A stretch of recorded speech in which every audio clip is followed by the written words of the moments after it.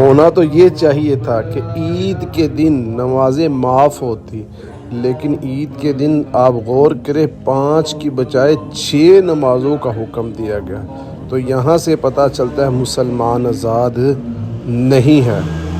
ہاں، مسلمان آزاد ہوگا اور ضرور ہوگا، جس دن وہ مرے گا اسی دن اس کی آزادی کا دن ہے۔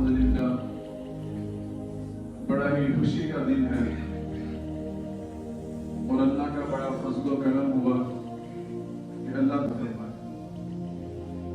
یہ بڑا ہی بابرکت دن ہے اور خاص طور پر ان لوگوں کے لیے بابرکت ہے جنہوں نے رمضان المبارک کے روزے رکھے اور رات کو تراویح پڑھی اور اللہ سے اپنی مغفرت کروائی۔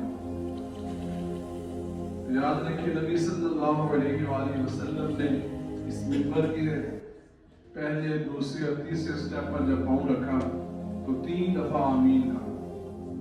ان میں سے ایک جو آمین تھی وہ ان لوگوں کے لیے تھی جنہوں نے رمضان کو پایا اور اپنی مغفرت فرمائی۔ تو یہ بڑا ہی بابرکت مہینہ تھا۔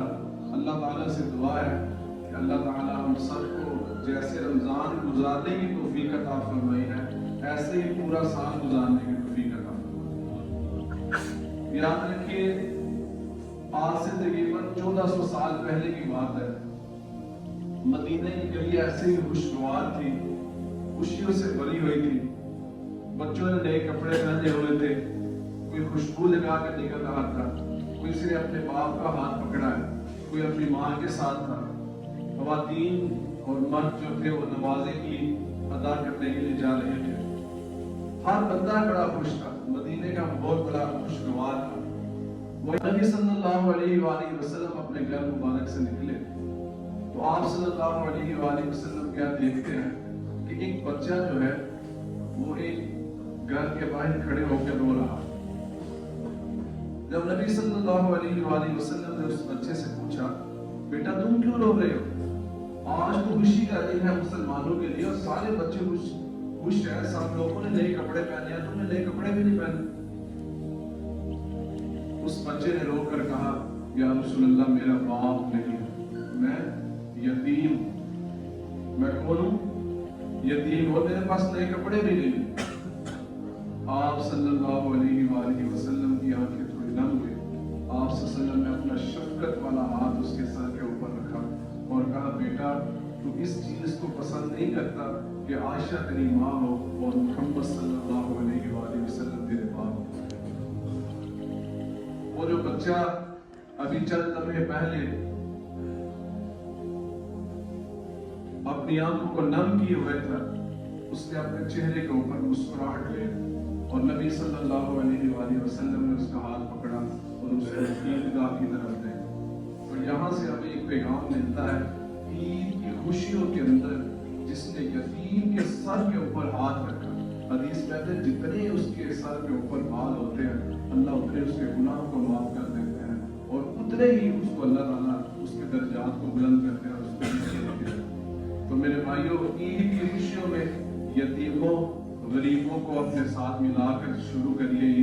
دیکھیں کہ آپ کی عید کتنی ہی خوشگوار ہے۔ تو میں آپ کو عید کا طریقہ بتاتا ہوں، ساتھی تھوڑے آگے آگے تاکہ پیچھے آنے والے ساتھیوں کو بڑا مسئلہ نہ ہو، برائے کرم آگے تشریف لے آئیں۔ تو عید کا طریقہ بالکل آسان ہے، آپ نے سمجھنا ہے تو انشاءاللہ کوئی مسئلہ نہیں ہوگا۔ سب سے پہلے یہ نماز کی فضیلت کیسی ہے؟ یہ واجب نماز ہے۔ واجب کسے کہتے ہیں؟ فرض اور سنت کے درمیان یہ واجب ہوتا ہے۔ نہ پڑھنے والا بندہ گناہگار ہوتا ہے۔ ٹھیک ہے جی، واجب یہ فرض نہیں ہے لیکن سنت بھی نہیں ہے۔ یہ فرض اور سنت کے درمیان میں یہ ہم نے جیسے احناف کے نزدیک، اہل سنت کے نزدیک ایک درجہ رکھا گیا ہے کہ یہ واجب نماز ہے، اس کو ادا کرنا ہے۔ اس کی کتنی رکھتے ہیں جی؟ 2 رکھتے ہیں۔ کتنی ہے جی؟ 2 رکھتے ہیں۔ اس میں نہ تو اذان ہوگی اور نہ ہی اقامت ہوگی۔ اس کی دوسری نمازوں سے الگ حیثیت ہے۔ اور عید کا مطلب بھی کیا ہے؟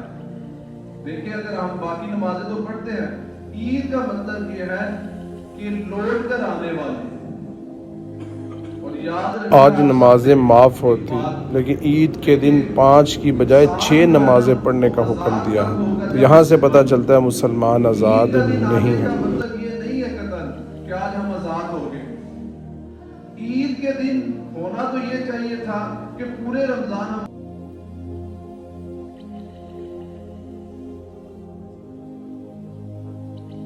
مسلمان آزاد نہیں ہے۔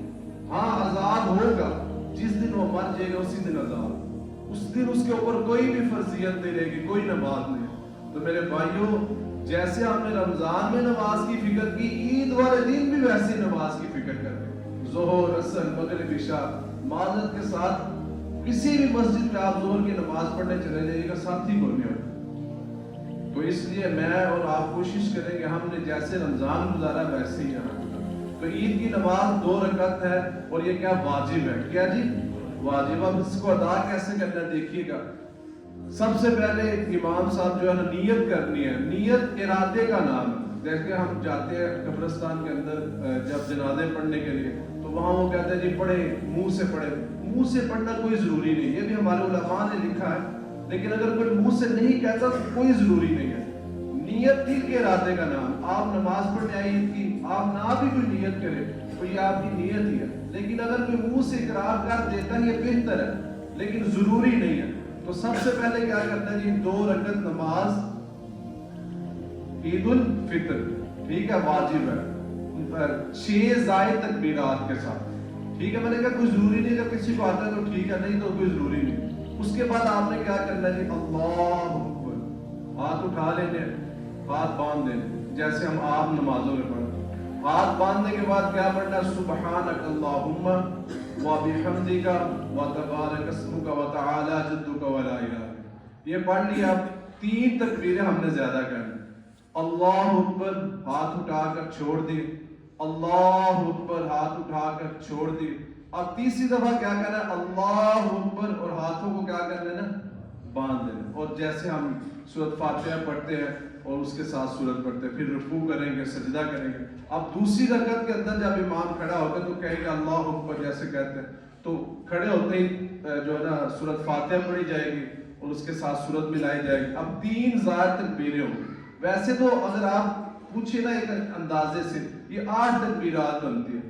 اللہ اکبر کہنے کے بعد پھر 3 تکبیریں، یہ 4 ہوگی، اور بعد میں کیا کرنا، اللہ اکبر، ہاتھ چھوڑ دی، اللہ اکبر، ہاتھ چھوڑ دی، اللہ اکبر، ہاتھ چھوڑ دی۔ کتنی ہوگی، 3 ہوگی۔ اب چوتھی تکبیر آئے گی اللہ اکبر، اس میں ہم نے نہ ہاتھ چھوڑنے نہ باندھنے، ہم نے بلکہ کیا کرنا ہے، رکوع کے اندر جانا ہے۔ تو یہ مختصر سا ہمارا طریقہ تھا۔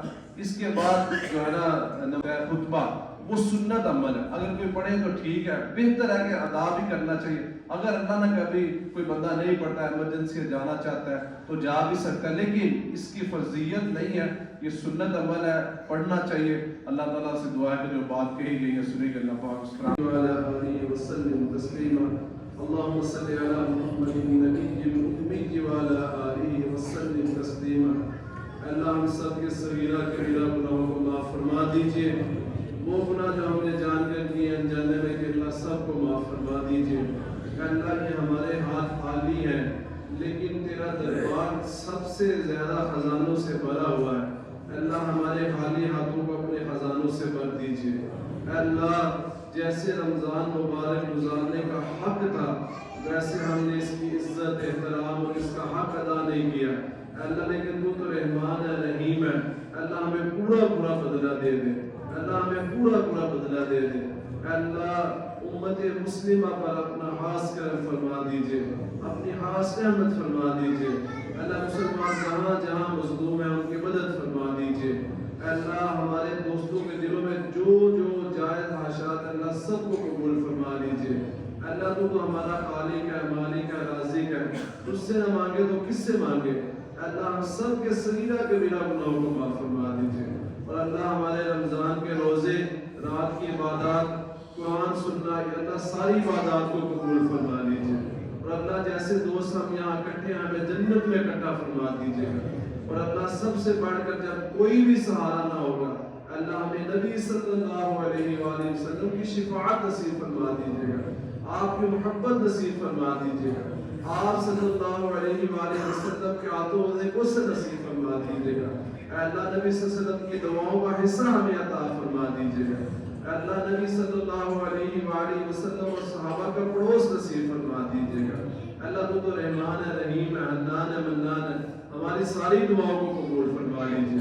ہمارے بچوں کو نیک بنا دیجیے. اللہ اس ادارے کو اللہ دین کی اشاعت کا ادارہ بنا دیجیے، توحید کا مرکز بنا دیجیے. جتنے بچے یہاں پڑھتے ہیں اللہ ہم سب کے لیے ان کو صدقہ جاریہ بنا دیجیے. اور اللہ اس ادارے کو دن دگنی رات چگنی ترقی عطا فرما دیجیے. اللہ یہ عالم اسلام کے لیے اور پوری دنیا کے مسلمانوں کے لیے اللہ یہ ہدایت کا مرکز بنا دیجیے. پوری دنیا کے مسلمانوں کا رخ اس ادارے کی طرف کر دیجیے. یہاں سے طلباء پھر کے پوری دنیا کے اندر پھیل جائے. اللہ پوری دنیا کے اندر پھیل جائے. اللہ جو کچھ مانگا وہ بھی نہیں مانگ سکتے، بہتر ہے اللہ میں مانگے عطا فرما.